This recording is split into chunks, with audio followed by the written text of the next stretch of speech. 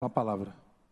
Boa tarde a todas e todos, boa tarde, vereadores e membros do SEMAI aqui presentes.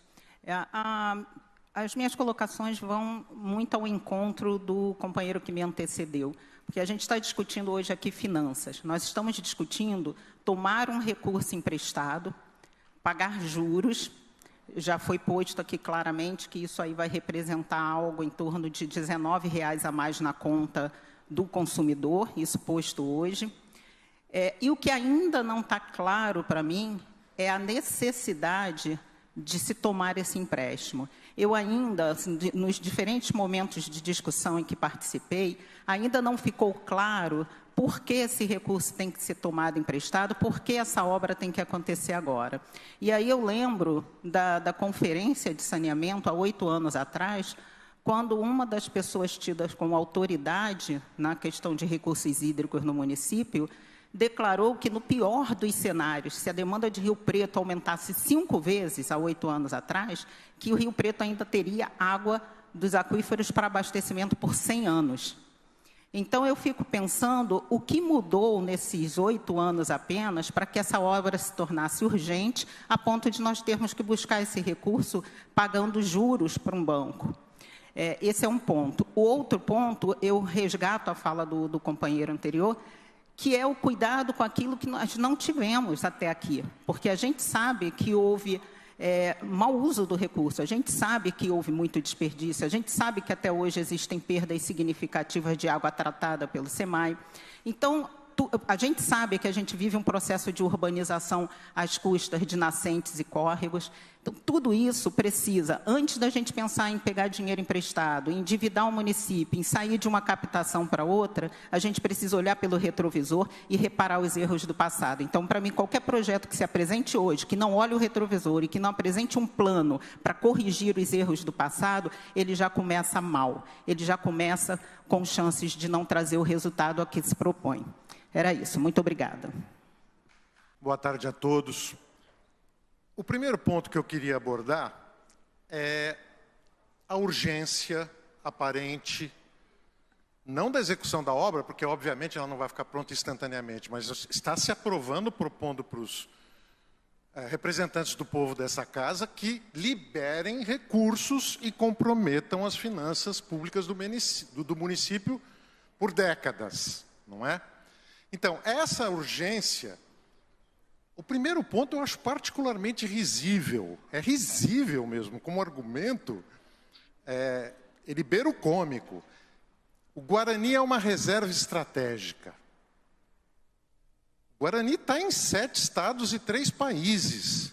Todo mundo combinou que é uma reserva estratégica? Está todo mundo protegendo o Guarani? Porque nós vamos liberar dinheiro e comprometer os cidadãos de Rio Preto para proteger uma reserva. E veja, eu sou a favor de uma coordenação para proteger o Guarani, mas não é isso que está sendo feito. O segundo ponto trata-se de liberar uma verba não de centenas de milhões, de bilhões em ano eleitoral. Isso já é naturalmente imoral e suspeito para qualquer cidadão comum. O terceiro ponto já foi abordado abundantemente, que não tem como conseguir os 650 milhões a fundo perdido, mas alguma coisa tem. Mas isso precisa de tempo, isso precisa de articulação. Nós temos a presidência do Banco dos BRICS na mão de uma brasileira. Por que não fazer gestões? Muito bem. O segundo ponto é que, em não havendo urgência, porque não há nenhum indicativo de que o Guarani vai pifar nos próximos 20 anos, existe uma urgência social e econômica para a nossa cidade, num prazo mais curto do que 20 anos, ao qual a CELI se referiu. Nós temos uma previsão de aumento de 5 graus centígrados nas próximas décadas para Rio Preto. Não só isso, nós temos uma previsão, e eu estou falando, não é de técnico de fundo de quintal, nem da prefeitura, eu estou falando do painel intergovernamental de mudanças climáticas, eu estou falando do ITA, do Instituto de Engenharia Militar, eu estou falando dos melhores técnicos do Brasil, dizendo que vai diminuir a... Mais 30 segundos para ele concluir.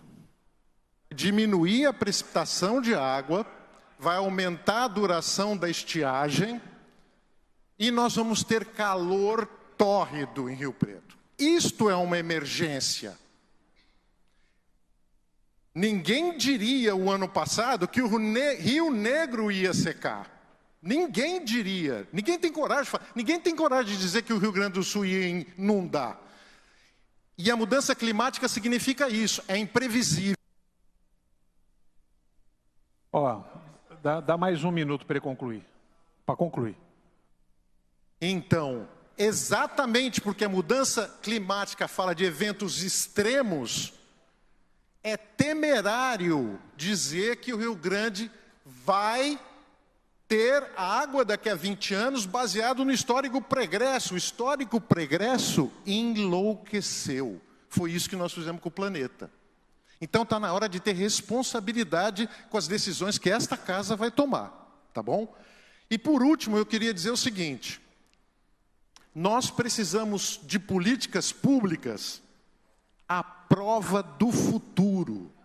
Nós precisamos de políticas públicas redundantes, seguras. Não se pode dispensar nem água de superfície, nem água do Bauru. O Bauru é recarregado aqui. É um crime não limitar esses poços e não aumentar a infiltração e a percolação. Muito obrigado.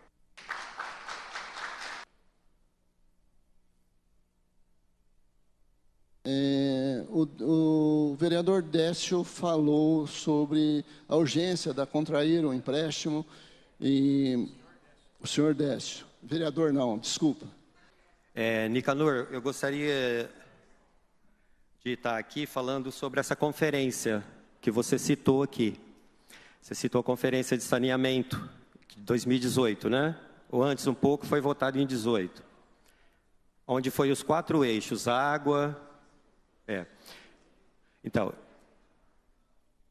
isso. Eu não estou aqui para desmentir você, desmentir a fala que você fez, porque na época quem que era superintendente era Ivani, né?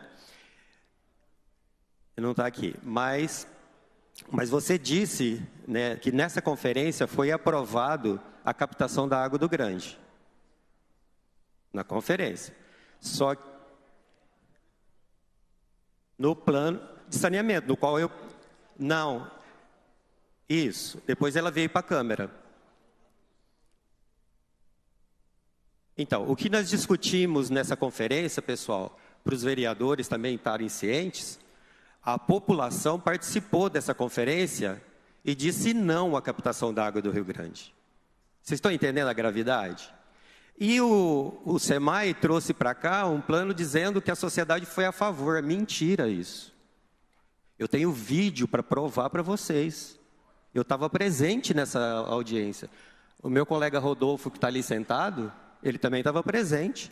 Quer dizer, vocês vão mudar o nosso querer, o querer da comunidade, porque a população não está sabendo disso. Se vocês, vereadores, aprovarem esse orçamento, essa dívida aqui... Vocês estão dando um cheque em branco, sem consultar a população. Porque se eles não ouviram nós, que participamos ativamente das audiências públicas, desse plano, e dissemos não à captação da água do Rio Grande. Nós não fomos ouvidos. E eles estão dizendo aqui que nós fomos a favor. Isso é uma mentira, uma falácia. É o mito, né, da captação da água do Grande. Dizer também que Rio Preto não vai passar de 800 mil habitantes. Quer dizer, o volume da água que eles vão trazer vai sobrar. E pelo que a gente ouviu falar, eles querem vender essa água para a Sabesp, para as cidades aqui do lado. Então tem muita coisa mal explicada. Então, vereadores, cuidado com o que vocês vão fazer com a vida das pessoas de São José do Rio Preto.